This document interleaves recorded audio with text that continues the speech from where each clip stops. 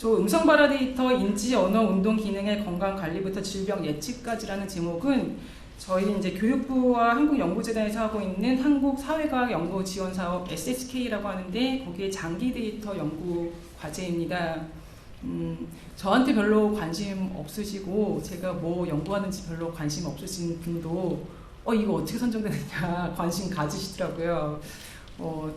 답변은 잘 모르겠습니다. 일단 작년에 선정이 됐는데 작년에 딱 한 팀만 선정을 했어요. 그리고 저희 팀이 선정된 것도 잘 모르겠지만 저희 경쟁자 팀이 왜 떨어졌는지는 더더욱 모르겠어요. 근데 아마도 그 굉장히 우호적인 심사위원분들을 만나는 그 운이 따랐기 때문인 거 아닐까라는 생각을 해보았습니다. 저랑 같이 이제 그 경북대학교 병원 신경외과의 박기수 교수님하고 건국대학교 산업공학과 윤정아 교수님이 같이 연구자로 참여하고 계십니다. 여기에서 음성은 목소리를 의미하는 건 아니고요. 스포큰 랭귀지를 의미하는데 스포큰 랭귀지를 산출하기 위해서는 심리 언어학의 가장 기본적인 모델에 따르면 먼저 개념 화합을 형성을 해야 되고 개념 컨텐츠가 있어야 되고 그것을 언어로 형성을 하고 구성을 하고 그 다음에 조음 산출까지 맞춰야 합니다.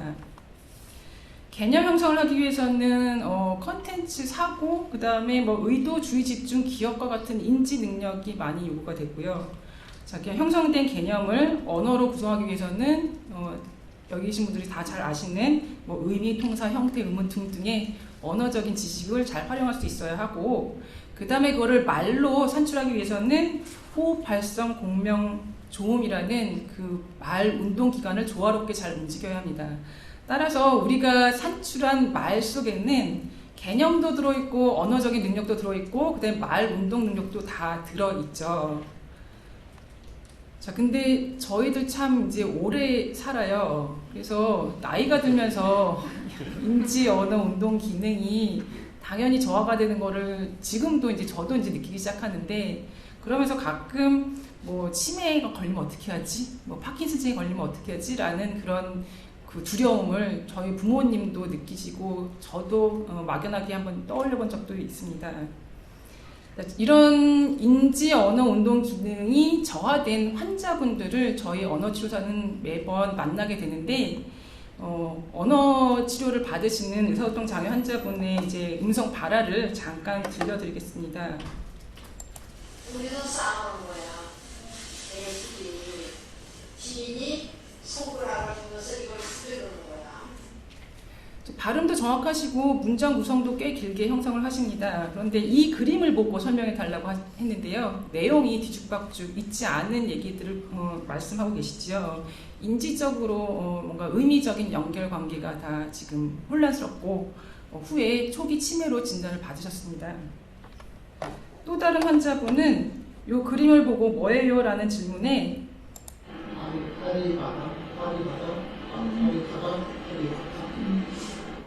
아까 그분하고는 좀 다르세요. 파인애플에 대한 개념도 떠올리셨고 다 아주 근접하셨는데 파 다음에 무슨 단어인지 어휘 인출을 못하고 계십니다.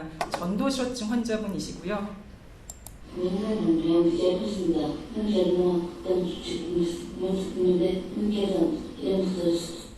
무슨 말씀하시는지 도통 알아들을 수가 없죠. 그러니까 저희들은 말 명료도라고 하고 그 다음에 음성학 쪽에서는 이해 가능도 이렇게 표현하시는 것 같아요.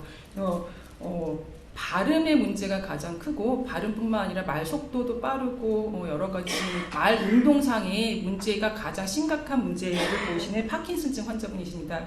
이렇게 언어장애라고 진단은 되지만 언어장애 환자분들은 어떤 인지가 가장 취약한지 아니면 언어의 결함이 가장 심각한지 말 운동적인 측면에 1차적인 문제가 있는지 저희들이 이제 진단으로 파악을 하고 있습니다. 말씀드렸듯이 인지 언어 운동의 결함은 음성 발화 데이터의 변화를 초래하고 거꾸로 음성 발화 데이터의 변화를 잘 분석을 하면 저희들은 이 사람이 인지에 또는 언어에 혹은 운동에 어떤 측면에 문제가 있는지 파악을 할 수가 있다라고 생각할 수가 있는데 사실 인지 언어 운동이면 다 아닐까요? 인간이 하는 모든 것. 자, 그래서 음성 발화 데이터의 정보적 가치와 내포하는 지식의 가치는 뭐 언어하는 사람뿐만 아니라 매우 높다라는 거에 이의를 제기하지는 않을 것 같습니다. 자, 이렇게 음성 발화 데이터를 잘 분석하면 그 사람의 인지, 언어, 말 운동 기능을 다 한꺼번에 볼 수 있는, 말하자면 올인원 데이터가 아닐까라는 생각을 해봤습니다. 이게 가장 큰 가치일 것 같습니다. 자, 그래서 음성 발화 산출 과정 중에 특정 단계 또는 과정들의 결함이 생기면 그 결과 발화 데이터의 양이 줄어들거나 혹은 그 음성 발화의 질이 떨어지고 오류가 발생하기 때문에 발화 데이터를 분석함으로써 화자가 가진 기저의 인지, 언어, 운동 과정들의 결함 혹은 취약점을 유추할 수 있다라는 말씀을 드릴 수가 있고, 자, 음성 발화 데이터는 따라서 건강 관리의 측면에서, 그 다음에 장애가 나타나는지 조기 진단의 측면에서, 그 다음에 더 많은 메타데이터들이 모이면 그 장애를 초래한 질병의 원인의 유추 측면에서, 그 다음에 후에 어떻게 진행될지 예측하는 측면에서 모두 활용 가치가 있겠다라고 생각을 하였습니다. 더군다나 음성 발화는 노화나 질병의 악화, 호전 등에 따라 그 상태가 달라지기 때문에 장기간의 추적 조사를 통해 어떻게 변화하는지 살펴볼 필요가 있고요. 또 중요한 거는 당시 증상이 노화의 연장선에 해당하는지 아니면 장애의 초기 징후인지는 이후 추적 조사를 통해 증상의 변화 과정을 파악함으로써 그 해답을 얻을 수가 있을 것 같습니다. 그렇기 때문에 종단 추적이 매우 중요하고 장기적인 음성 발화 데이터의 구축이 필요하다라는 거를 평소에 늘 생각하고 있었는데, 자, 이런 SHK 과제를 통해서 장기 데이터 발화 과제를 저희들이 좀 안정적으로 구축할 수 있다는 그런 상황이고요. 일단은 대규모 양질 음성 발화 데이터를 장기적으로 추적을 해서 이것을 AI 학습용 음성 발화 데이터 셋으로 구축하여 궁극적으로 하고자 하는 것은 인지, 언어, 운동 기능의 건강 관리, 그 다음에 관련된 질병을 예측하는 음성 발화 AI 진단 시스템을 제안하고자 하는 것인데, 사실은 그 앞서 정민아 회장님의 그 특강을 들으면서 참 무식하니까 용감했다라는 생각을 했습니다. 인지, 언어, 운동을 다 한꺼번에 파악을 하겠다라는 게 잘 모르니까 이렇게 덤볐구나라는 생각에 하겠습니다가 아니라 하고자 노력을 해보겠습니다로 고치겠습니다. 자, 저희 연구팀은 저와 언어치료 분야의 전공인 저와 그 다음에 박기수 교수님이 이제 의대 소속이시고요. 그 다음에 윤장혁 교수님이 산업기술 경영 전공이십니다. 그 다음에 눈물겨운 노력을 하고 있는 우리 10여 명의 학생 연구원들이 있습니다.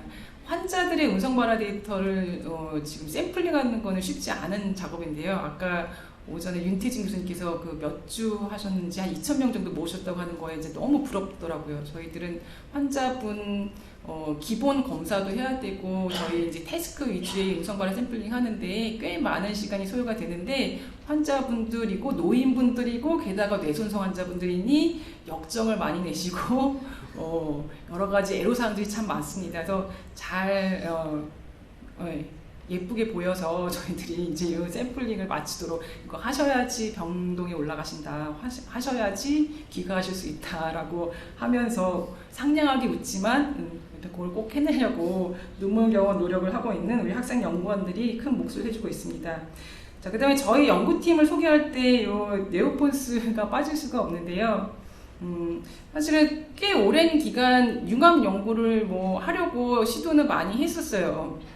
그래서 10년 전에도 제가 SHK 과제를 이제 연구 책임자로 이제 추진한 소형 과제 3년 동안 추진했었는데, 그때도 진행하고 나면은 이제 여러 분야의 그 공동 연구진들이 있는데 연구할 때는 되게 재미있고 한데 연구 과제가 끝나면 그동안 즐거웠습니다 하고 헤어지는, 그 다음에 연구는 했지만 실체가 없는, 뭔가 가시적인 성과가 없는 그런 것들을 많이 좀 아쉽게 생각했기 때문에 뭔가 이런 과학적인 연구, 인문사회 과학의 융합연구 후에는 과학적인 기술을 창출해야 되지 않을까. 그래서 그게 활용되어야지만 뭔가 변화가 있을 것만 같은데 그러기에는 연구 기반으로 접근하기는 너무 제한점이 많았고요. 그래서 약간 말하자면 비즈니스 기반으로 접근해야 될까라고 하는 생각에 같이 의기투합하는 선생님들이랑 네오폰스 주식회사라는 음성 언어 의료 인공지능 스타트업을 3년 전에 같이 시작을 하였습니다. 아까 박기수 교수님께서 CEO로 계시고요. 윤장혁 교수님이 좀 뒤에 합류하셨는데 CTO로 활약을 하고 계십니다. 저희 이제 네오폰스의 기사를 좀 클릭을 해보면 이제 저희 박기수 대표님이신데요. 음성 청진기라고 저희가 아이리스라고 이름 붙였는데 여기 이제 기사의 목소리를 듣고 뇌졸중 95% 판별 진짜 사실인가요? 하고 물어보시면 노코멘트 하겠습니다. 어쨌거나 이러한 또 추구하는 바가 있으셔갖고 네오콘스 주식하자 스타트업을 만드셨고 그래서 도대체 뭘 하는 곳이에요라고 물어보신 분이 계시더라고요. 저희 아까 토키랜드라는 어플리케이션을 이제 6월달에 출시를 앞두고 있고 토키랜드라는 비대면 언어치료 플랫폼을 지금 운영을 하고 있고 그 다음에 전자차트 시범 사업도 하고 여러 가지를 하고 있는데 일을 벌리고는 있는데요. 궁극적으로 하고 싶은 거는 저희들이 하고 싶은 거는 지금 이렇게 음성 발화를 통해서 건강을 관리하고 질병의 예측을 돕고자 하는 일입니다. 이러한 시도를 하고 있는 국내 연구들을 좀 많이 찾아볼 수 있어요. 최근에는. 그래서 건강이라는 게 인간의 정말 머리부터 발끝까지니까 머리부터 발끝까지가 모두가 다 디지털 바이오 마커다 각각 주장하고 있습니다. 그 중에서 저희들은 이제 음성 발화의 가치가 가장 높지 않을까라는 거에는 확신을 하고 있는데요. 왜냐하면 아까 말씀드렸듯이 다 들어있어요. 인지 언어 운동이. 근데 데이터가 복잡해요. 그래서 민감하게 측정 파악이 가능하다라고 생각을 하고 있습니다. 그러니까 뭐 예를 들면 걸음걸이로 예측을 하겠다.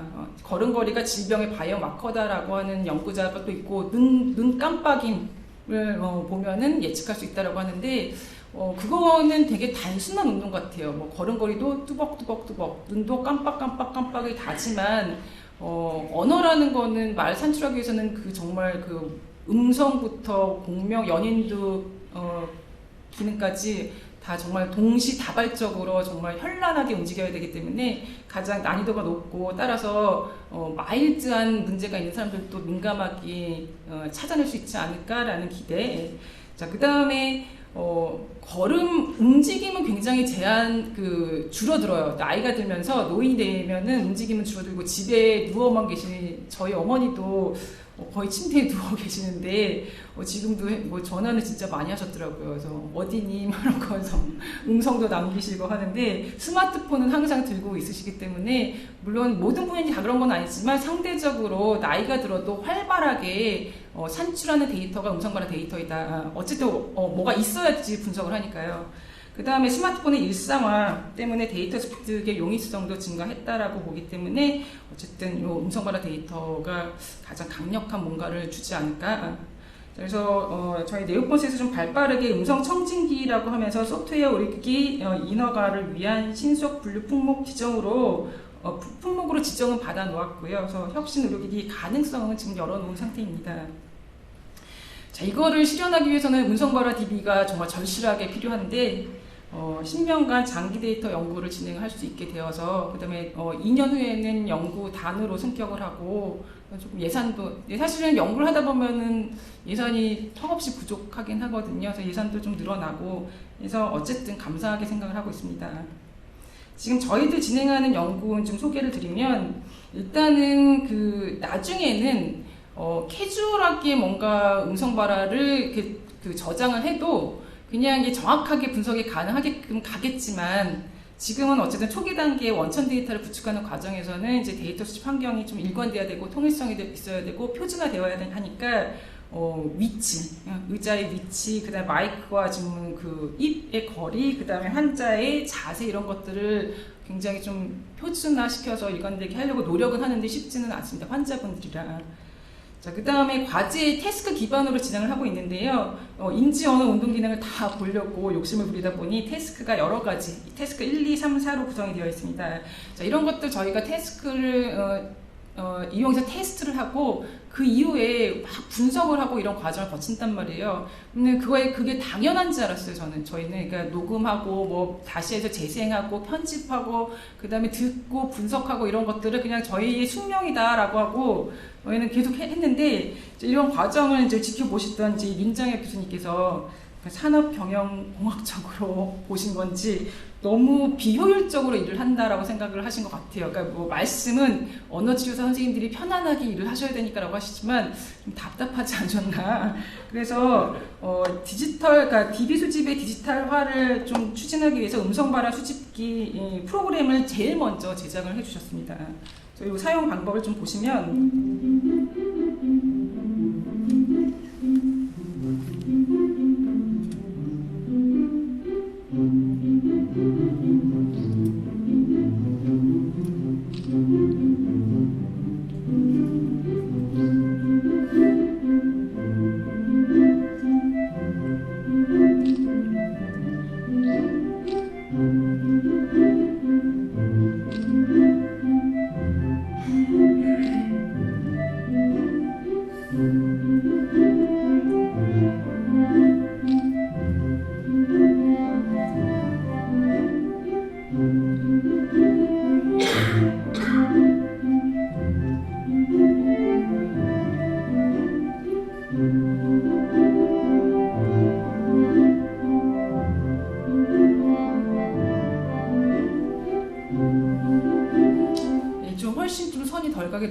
그래서 음성 발화를 수집하는 그 실시간으로 그 우리 클라우드에 저장이 되기 때문에 본인의 검사자의 노트북에 저장된다거나 이렇지는 않고, 그러면은 클라우드에 저장되면은 그 중앙에서 실시간으로 그 DB를 좀 모니터링할 수 있게끔 되어 있습니다.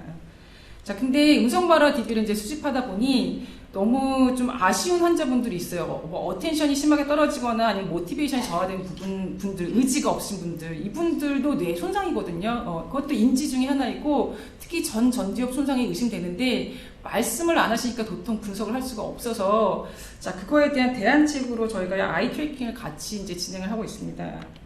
자, 아이 트래킹 연구 보시면 이제 왜 음성 발화 태스크를 실시할 때 말뿐만 아니라 이뿐만 아니라 움직이는 신체 기관이 또 하나가 더 있는데 그게 눈동자이거든요. 그럼 요 고양이 이게 뭐예요? 라고 고양이 그림을 제시했을 때 요 네 가지 중에 가장 효율적인 시선 탐지 처리는 어떤 걸까요? 자, 요거거든요. 핵심 그 지점을 그냥 적당히 쳐다봐야 돼요. 그러니까 너무 많이 오랫동안 쳐다봐도 이것도 비정상이고, 그 다음에 너무 적게 쳐다봐도 비정상이고, 그 다음에 불필요한 부분들이 막 분산이 되어도 비정상이고요. 그래서 어텐션이 떨어지는 환자들은 아마도 이런 시선 처리가 분산이 될 거고, 그다음 모티베이션이 저하된 사람들은 시선조차도 별로 응시하는 횟수가 적을 거고, 그 다음에 앞에서 말씀드렸듯이 어쨌든 개념, 그 다음에 언어 조음 과정을 다 거치기 때문에 저희들이 듣는 음성 발화는 일단은 그 시간이 걸려요. 그래서 말을 할 때 벌써 머리는 딴 곳으로 가 있어요. 그 앞으로 말할 곳. 자, 그렇기 때문에 이런 시간차에 대한 해답을, 그 기저의 처리 과정의 시간차에 대한 해답을 그 아이 트래킹으로 저희가 간접적이지만 판별을 할 수 있다.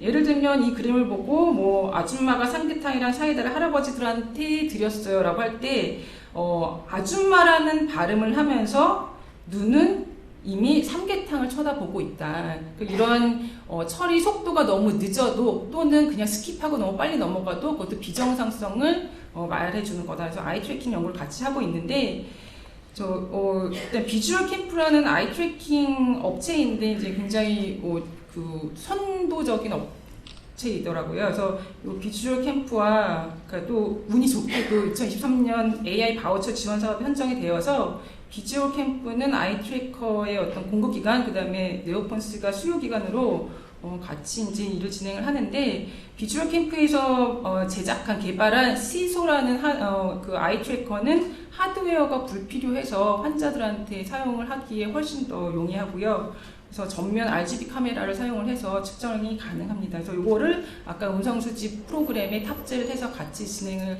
시작을 하고 있습니다. 자, 이렇게 해서 저희가 계획했던 거는 이제 3년, 소형 3년 동안에 장애군 400명, 정상 600명인데 사실은 이 데이터는 저희 작년 9월에 시작을 했는데 장애군에 대한, 환자군에 대한 데이터는 벌써 400명을 초과를 하였습니다.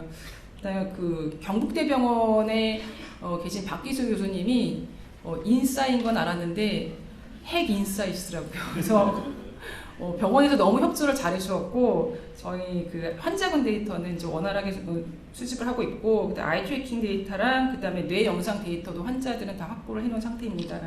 자, 그다음에 가장 그 이후에 이제 데이터는 이제 수집을 했는데 그 이후에 또 아주 큰 과업이 분석이에요. 그래서 저희 이제 언어 치료사들은 여기서 인지 언어 보기 위해서 이제 언어적인 그 지표들 다 분석하고 그다음에 어쿠스틱한 피처들도 분석을 하고 그다음에 오류 유형도 막 분석을 하고 굉장히 많은 분석을 하는데 자, 이 또한 좀 DB 분석을 고도화된 기술로 하려고 하니 물론 언젠가는 이런 것들이 다 이루어지지 않을까라고 이제 기대는 하지만 어쨌든 이런 알고리즘들이 같이 가야 되는 건데 아까 말씀드렸던 그 데이터의 올인원 데이터다라는 그 장점이 분석 과정에서는 굉장히 또 저희를 좀 곤란하게 하는 요인이기도 하더라고요. 어쨌든 여기서 인지 능력, 언어 능력, 그다음에 구어 운동력을 따로 다 추출해야 되기 때문에 그다음에 시선 추적까지 그래서 이게 좀 애로사항이 분석에 이제 어려움이 많은데 이건 제가 하는 게 아니니까 해주시겠죠 뭐.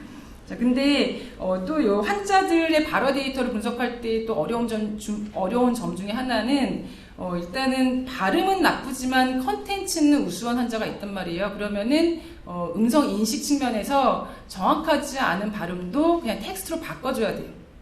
자, 근데 반면에 발음이 안 좋은 환자들 아주 살짝 안 좋더라도 발음이 안 좋은 환자들은 그거를 아주 또 미세하게 음성 분석을 해서 잡아내줘야 되기 때문에 그러한 두 가지 측면을 다 같이 음성 분석하며 자연어 처리도 다 같이 해야 되기 때문에 많은 어려움이 있는데 자, 이런 그 논문들 저희랑 유사한 연구들을 진행했던 논문들을 좀 찾아봤더니 리뷰 논문인데요. 여기에서 언어랑 말을 통해서 알츠하이머가 치매 환자들을 질병을 디텍션 하는데 자동 처리로 했을 때 알츠하이머 치매랑 그 경도 인지장애 환자분들 두 집단을 모두 아주 그 간별 진단하는데 유용한 데이터가 제가 이게 템포럴 피처라고 그냥 이름 붙였는데 시간 지표거든요. 그러니까 발화 길이, 속도, 주저함, 그러니까 포즈라는 길이, 빈도 이런 것들이에요. 그러니까 이게 가장 그 유용하다, 가장 그 다음에 파워풀하다라고 하는데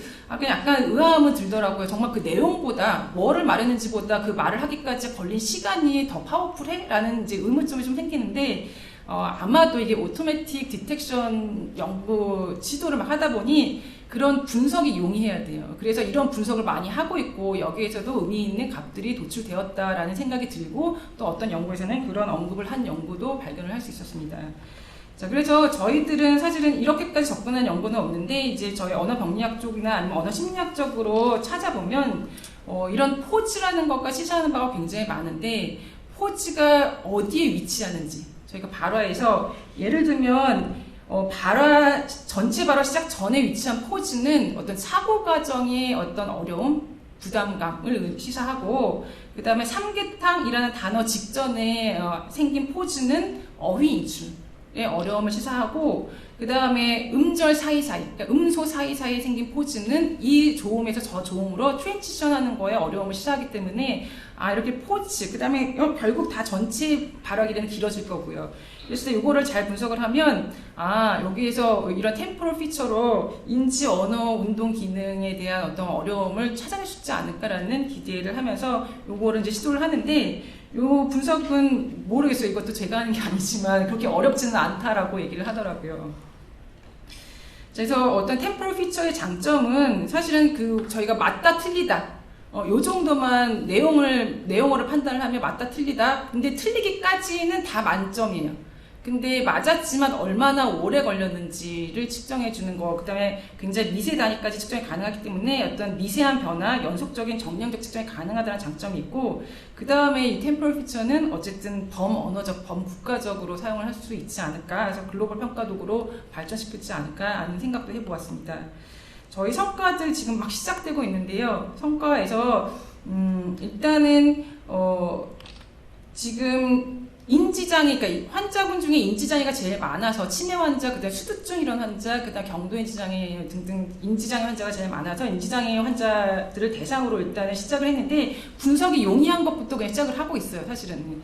그래서 지금 대부분의 그 피처들이 그냥 보이스 측면이에요.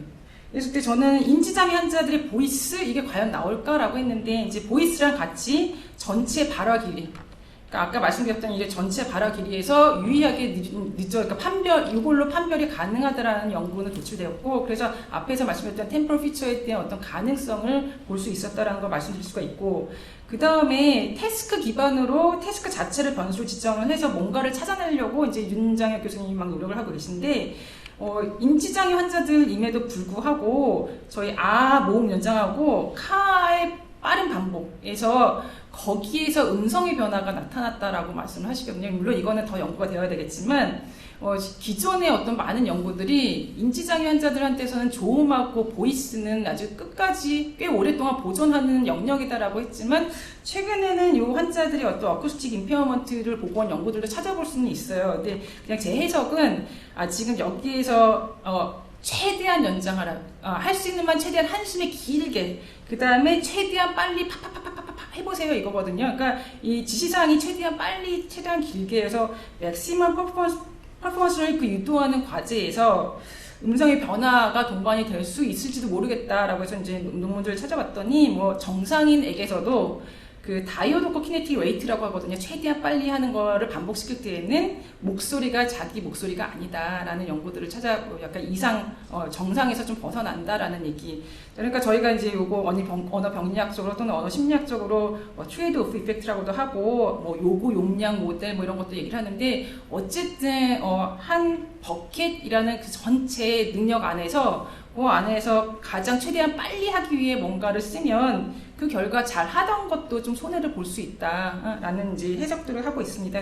그래서 그냥 편안하게 이 우에서는 그런 목소리의 변화가 나타나지 않았지만 최대한 빨리 최대한 길게 해서는 그 결과 그런 것들이 나타나지 않았나라는 생각을 해봤고, 사실은 저는 가장 기대했던 과제는 이제 이 이야기 즉각 회상 과제, 여기서는 인지 언어 운동을 다 볼 수 있으니까. 근데 이런 것들은 이제 천천히 차근차근 진행을 할 예정이고요.